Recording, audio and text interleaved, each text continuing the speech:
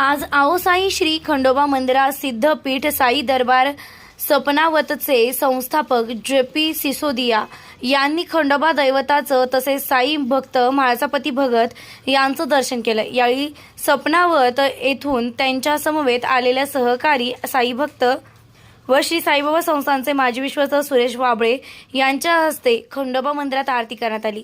याप्रसंगी आओसाई म्हाळसापती खंडोबा देवस्थानच्या वतीनं अध्यक्ष संदीप नागरे, उपाध्यक्ष अजय नागरे व खजिनदार दीपक नागरे यांनी या सर्व साई भक्तांचा सत्कार केलाय।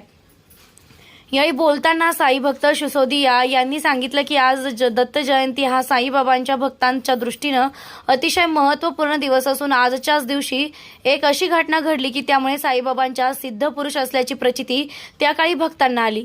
साईबाबांनी तब्बल 72 तास आपला देह ब्रह्मांडी समाधी रूपात नेला होता आणि साईबाबांनी तेव्हा आपले सर्वात प्रिय भक्त असलेल्या म्हाळसापतींना देहाचं जतन करण्याचं सांगितल्यानं म्हाळसापतींनी देखील साईबाबांची आज्ञा प्रमाण मानत 3 दिवस बाबांचे डोके मांडीवर ठेवून बाबांच्या येण्याची वाट पाहिली आणि तिसऱ्या दिवशी बाबा पुन्हा आपल्या देहात परतले। त्यामुळे ह्या दिवसाला अत्यंत अनन्यसाधारण असं महत्त्व असून या दिवसाचं महत्त्व जास्तीत जास्त भाविकांपर्यंत पोहोचविण्यासाठी या घटनेला नाट्य स्वरूप सपनावत येथील साई भक्त शिर्डीत येऊन सादर करत असतात व त्या 72 तासाच्या कालावधीत साई मंदिराची प्रदक्षिणा करत असतात। असा हा दत्त जयंतीचा उत्सव साईबाबा संस्थानच्या वतीनं सुद्धा मोठ्या स्वरूपात साजरा व्हावा अशी अपेक्षा त्यांनी यावेळी व्यक्त केली। जय श्री साईं। आज मार्गशीर्ष की पूर्णिमा है और बाबा ने आज के ही दिन सन 1886 में 72 घंटे की समाधि ली थी और अपने प्रिय भक्त म्हाळसापती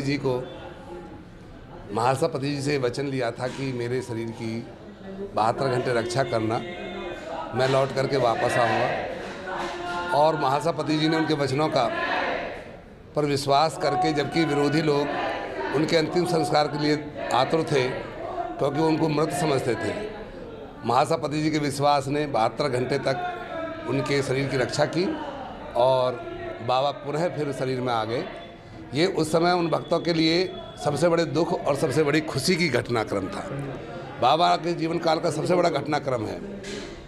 जो भक्तगण बाबा को मानते हैं, साईं शक्त पढ़ते हैं, उनको तो मालूम है, परंतु जिनको नहीं मालूम वो जब बाबा की ये बात सुनते हैं तो बाबा को सिद्ध योगी और भगवान का रूप मानते हैं। इसलिए इस 72 घंटे का जो घटनाक्रम बाबा के जीवन काल का है, इसका प्रचार प्रसार बहुत होना चाहिए। और सन 2011 से सिद्धपीठ शिरडी साई दरबार सपनावत के नेतृत्व में हजारों भक्तगण इस कार्यक्रम को करते हैं। हमारे साथ में माननीय सुरेश वाबले जी हैं जो कि संस्थान के ट्रस्टी है। उनसे मेरा अनुरोध है कि इस जो 72 घंटे का घटनाक्रम बाबा का है, इसे संस्थान में इसी तरह मनाएं जिस तरीके से और भी कार्यक्रम होते हैं, जिससे कि लोगों में श्रद्धा पैदा हो और बाबा के प्रति जो कुछ विरोधी तत्व हैं उनको भी ये जानकारी मिले कि बाबा कितने सिद्ध पुरुष थे या भगवान का रूप थे। भी नाट्य कार्यक्रम के साथ में शाम को 9:30 बजे से शुरू हो जाएगा। 10 बजे बाबा के रूप में कलाकार हैं सुधीर जी, वो बाबा का रूप लेंगे और ये समाधि में चले जाएंगे। उसके बाद 72 घंटे तक हजारों भक्तगण जो यहाँ आए हुए हैं बाबा का कीर्तन जाप करते रहेंगे।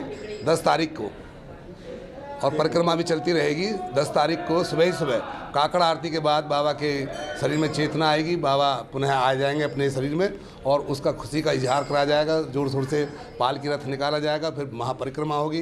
वीरभद्र मंदिर पर 10 तारीख को दोपहर को भंडारा होगा और फिर ये शाम को इस कार्यक्रम का समापन हो जाएगा। सभी भक्तों से अनुरोध है कि इन 72 घंटों को आप उसी तरह का महसूस करें जो 1886 में भक्तों ने महसूस किया था।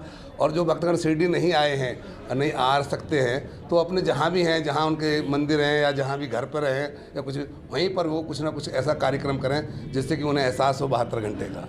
देखिए, ये बाबा की कृपा से और यहाँ के स्थानीय लोगों की मदद से सन 2011 में परिक्रमा शुरू हुई थी।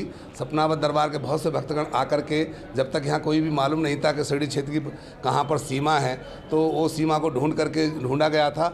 और जब कच्चा मार्ग था, बिल्कुल चलने में कोई बहुत परेशानी होती थी, और जब से परिक्रमा होती है, विशेषकर मार्गशीर्ष की पूर्णिमा को होती है, और पिछले 2-3 वर्षों से शिरडी क्षेत्र के जो भी नगरवासी हैं, यहाँ के माननीय लोग हैं, तो इस बाबा के इस पवित्र पावन कार्य को महत्वपूर्ण देते हुए इस परिक्रमा को करते हैं और यहाँ शिरडी वासी ये आने वाले समय में परिक्रमा करने जा रहे हैं। 13 फरवरी को 2023 में एक महापरिक्रमा शुरू होने जा रही है और इस परिक्रमा का भी मकसद यही है कि ये सबसे तीर्थों का तीर्थ क्षेत्र है और जब सब तीर्थों की परिक्रमा होती है तो इस क्षेत्र की परिक्रमा से भक्तों को बहुत बड़ा लाभ मिलेगा और भक्त अंदर आंतरिक जो उनको भक्ति का भाव बढ़ेगा, आध्यात्मिक शक्ति मिलेगी। तो इसलिए सभी भक्तों से अनुरोध है, लाखों की तादाद में परिक्रमा होगी, भक्तगण आएंगे, जहाँ भी जो भी भक्तगण हैं परिक्रमा में जरूर शामिल हों आकर के। जय श्री साईं। जय